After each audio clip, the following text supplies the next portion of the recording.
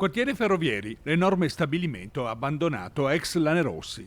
Qui il blitz delle forze dell'ordine è scattato poco dopo l'alba. Gli agenti hanno perquisito l'intera area alla ricerca di numerosi soggetti che abitualmente bivaccano in giacigli di fortuna.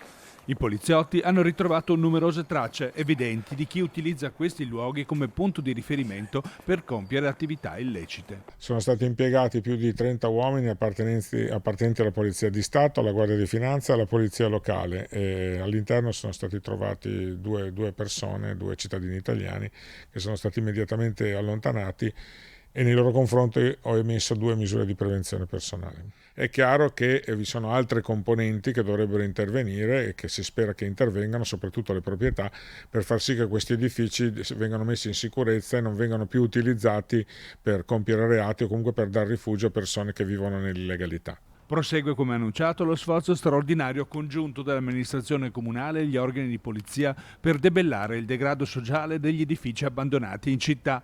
Dopo l'intervento in via Torino, le perquisizioni proseguiranno anche negli altri quartieri.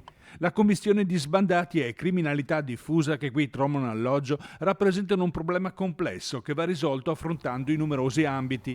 L'uso della sola azione di forza della polizia non basta. Noi nella zona abbiamo già favorito vicino all'asilo della Nerossi un'opera di riqualificazione, favorendo appunto lo sviluppo urbanistico urbano di alcune aree. Dal punto di vista della Nerossi sono decenni che purtroppo si trascina questa situazione, il dialogo con i privati, dietro c'è anche un fallimento, non è riuscito. Cercheremo di lavorare su delle ordinanze per la messa in sicurezza, per la pulizia e per evitare che altre persone possano infilarsi.